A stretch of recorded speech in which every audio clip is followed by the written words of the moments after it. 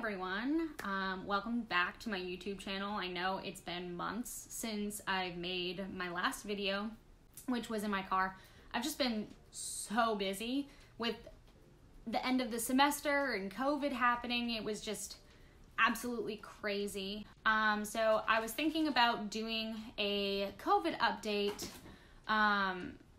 but there have been a lot of questions about people deciding whether or not they want to have a kid during their PhD or during their master's, just during graduate school. So I did want to talk a little bit about that today. And then I start my comprehensive exams actually in 2 days from now.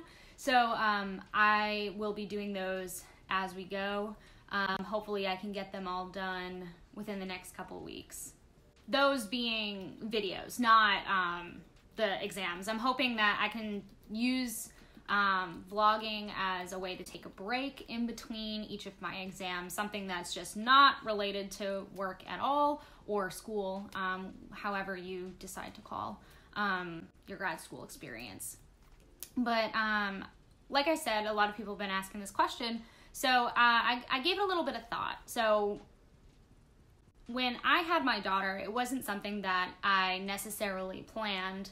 However, me and my husband knew that, you know, that's a possibility that could have happened during our grad school experience. You're at the height of your reproductive fitness, I guess you can say. So yeah, we knew that it was a possibility, but we didn't necessarily say, yes, we want a kid during this experience. However, if I were to do it all again, I would 100% have my daughter all over again during my PhD experience. So I did want to go over a couple reasons why that is versus what I would imagine being a faculty member would be like, and how it has made me better as a grad student being a mother and a student simultaneously. Just as a little disclaimer, I don't think everyone's experience is the same. And everyone who chooses to or not to have a child in grad school or when they choose to have it is completely valid.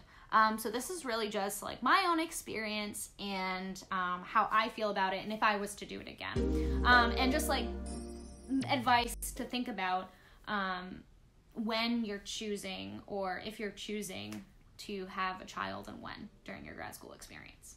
So just as a reminder, I had my daughter in my second year during the spring semester, and up to that point I had done all of my research, all the field research I needed to do, and all of the experiments I was contracted to during or for my dissertation. So I guess if you're trying to plan, probably the best time would be for me, and maybe it's just because it's my experience, so I'm a little biased, but between the time you're doing your research and between the time you're taking your preliminary exams is a really good time. So when I had my daughter, I was basically not doing anything for 6 months.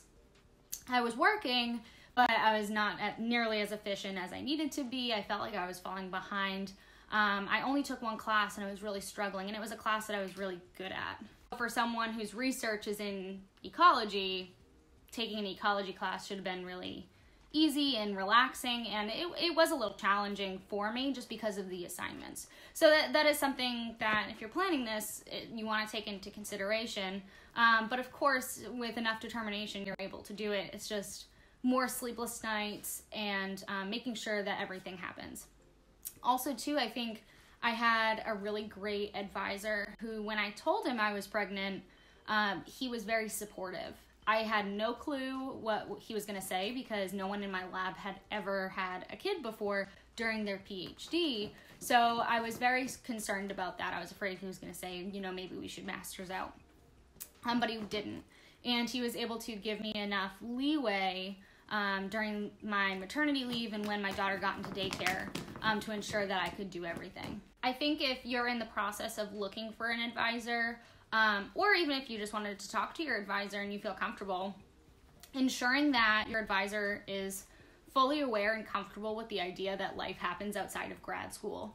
So I got married and I had a kid while I was in grad school. Getting married wasn't something that was pretty unique in my lab. A lot of people got married during their lab school or their grad school experience. So I feel if you have an advisor that's understanding of that, it's going to be a lot easier for you because they're going to ensure that you're able to have a life outside of grad school and ensure that you are able to do everything you need to do to be successful in grad school. I feel like when people talk a lot about negative experiences that they have in grad school, it's usually with their advisor. So if you don't have an advisor that is understanding, and I mean, this isn't exclusive to men advisors either. There's plenty of women advisors that are not okay with women having children while in grad school. And I think it's this old notion that your life is supposed to be completely devoted to your PhD. And I mean, yes, but life still happens, right? So I think it is important to establish that with your advisor if you are thinking about it and just having that open communication. Most advisors should be okay with it. And in this day and age, it's not really uncommon for that to happen. Also, another big thing to think about, and I kind of alluded to this earlier, was it really depends on where you are in your PhD. If you are about to start your PhD, you may consider holding off a year or two. Like if I was to do this again, I would wait till my second year or having her at my second year between then and my comprehensive exams, or even like getting pregnant during my comprehensive exams, which is risky if you were like me and had severe morning sickness. So there is ups and downs to it, but I mean, if that's something you really want to do, it's very possible to do during grad school, especially in these periods where you can telework. I think with COVID going on, it really showed me that I can still be a full-time mom and do work, even though it felt impossible. And that really gets me to where or why I would do it again. And it has made me much more efficient than I think anything as far as real life experiences go would have during my PhD. I need to plan my day ahead of time. I need to know that when I drop my daughter off between 9 and 6 o'clock, I have to work. I don't have time to hang out, sit on Facebook. So my work gets done much faster in that sense. Especially with COVID going on, I didn't have that classic 9 to 6 or 8 to 5 work week that you would expect when you have daycare. So I had to play with her, and in between naps, I had to work, and I had to really cram in what would be a 40-hour work week at least. I mean, we know we're doing much more than that, but within a much shorter period of time. So in that sense, I am extremely thankful that my daughter has been around during my PhD experience. But in addition to that, I am thankful in a way, and I feel like this is really weird to say, about my COVID experience. Sorry, my dog's in the camera. But about my COVID experience, being stuck at home, playing again this full-time mom position that I had to during my maternity leave. This time it was completely different. I mean, my husband was home with me, so it was a little better. But I was able to tackle it harder because I knew what to expect. And because of that, now that my daughter is back full-time in daycare, since they started opening things up, I have been able to go into work and do a lot more during the day. I mean, in regards to my daughter going back to daycare, I can talk about it in another video in more detail, but basically the daycare opened up and we had the option to send her back or lose her spot. So we chose to send her back because I couldn't continue to do that into the semester with TAing and doing other research projects and writing and all this stuff. So that was basically the synopsis, but I'll talk about that in a later video. But in regards to my productivity and my efficiency, before and after I had my daughter, especially after COVID, has been exponential. And it felt really difficult a lot of the time. I felt like I wasn't able to do it. I felt like I was failing at juggling everything all at once. I felt like I was failing as a mother. And I kind of alluded to this in a previous video where I was overwhelmed. And it was really upsetting for a while. But looking back, I think it was actually an amazing opportunity. And I feel like life has a funny way of working itself out, whether you believe that there's some external force causing it or the resiliency of human beings. I do think that there is a reason and there's a lesson in everything that happens in life. So I think that it was a challenge that I necessarily didn't sign up for in regards to planning it. However, I am super thankful for the opportunity. Now, will I have another child? No. I have a lot of health issues, and I had health issues during my pregnancy, and it's just better for me to, my personal view, to stick at one, and I'm very content with that. But it is important to note there's plenty of women who, one, have kids in grad school, or even before grad school. There's plenty of women who've had kids and then do grad school after. But there are people who have multiple kids as well in grad school. So my experience and what I think was best for me is obviously not best for everyone, right? So if you're thinking about having a family and you're thinking about doing that during grad school, I think it's totally valid. I also think that because we are in a position that is this weird hybrid between work life and school, we have the ability and the flexibility to make our life work around our education. I think because in grad school you are given so much more responsibilities that you forget that beyond grad school there's even more. So I couldn't imagine trying to go for tenure and having a kid. But I mean, before I had my child in grad school, I couldn't imagine it.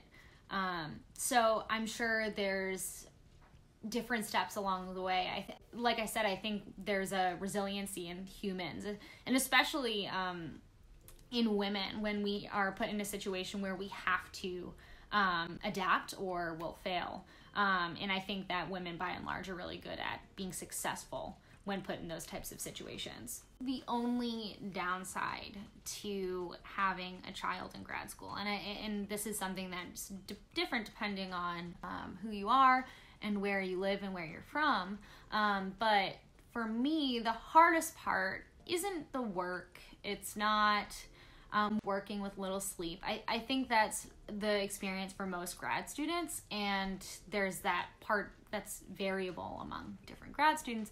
I think the hardest part is if you are in a PhD program where it's far away from family, having to be okay with your child making a sacrifice for your own education.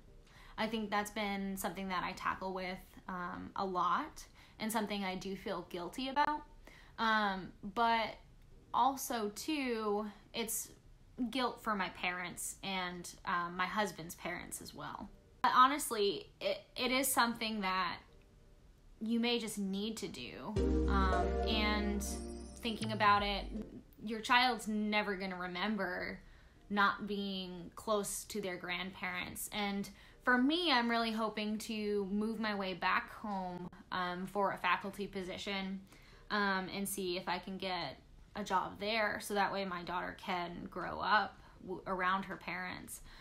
But it is being comfortable with this idea that you're going to be raising a child, potentially, away from your family. And that can be scary for a lot of people. It wasn't necessarily scary for me. It definitely made it tough sometimes because you don't have an automatic babysitter if you need to do anything. But it's just something that does weigh on me. So if you are thinking about having a kid in grad school, I say do it. It really doesn't matter when you do it in your PhD, as long as you have a really good advisor who's willing to help you and support you in your growth and challenge you to be a better person. I think there's also a difference in lowering standards and expectations to accommodate, and I'm not one for that. I think that being challenged and pushed is good for people. So I think that there is this healthy balance between understanding and pushing someone to be the best version of themselves. So as long as you're comfortable with that and you have a supportive advisor, I mean, the world's your oyster if you want to have a kid, I guess. And I think that's something that is becoming more common, especially as you're seeing more women in STEM, but women in the graduate student programs. My graduate student program, off the top of my head, is mostly women. So even at the student body level, it was something that was very understanding. So I think with all of those factors in mind and your willingness and determination, that's really your answer, whether or not you're ready or not. And like I said, I would do it all over again in a heartbeat. I'm thankful for every moment during it, even the bad times. But without getting redundant, that's what I have to say about that. So if you're thinking about it, I would definitely do it again if I had the opportunity. And if I had known when I was younger the option to do it, or if I was to plan it, I definitely would have. And everyone is different, so whenever you want to do it, that's great. As long as you have a really supportive advisor. And I think that's the whole synopsis of that. Yep. So like I said, I'm going to be doing a few more videos. Also, too, I do have a Twitter now. Someone convinced me to have a Twitter. I started it a couple months ago now. But it's not really mom PhD related. So I do decomposition work. So it's a lot of dead things, and I collect skulls. So if you want to see my more eclectic side, you can follow me. I'll put my Twitter handle in the description box. Next video, I'm going to record it tomorrow, but I am going to try to get it up tomorrow. However, I don't know if it's going to be the next day or the following day. We'll see how that all works out with my time in between exams. But I'm going to talk about my COVID experience so far during the lockdown, and as Texas started opening back up, since we live in Texas, and sending my daughter back to daycare, and just my thoughts and my feelings about that through this whole process, and basically how I cope with it. I'm not even sure exactly how I am, but I'll try and talk about it. And especially writing, I published during it my first paper, so that was kind of interesting, and I'm also working on other papers, so it's been this interesting experience that I'm going to talk about in my next video. Keep an eye out for that video, but until then, I will see you all later. Thank you for watching.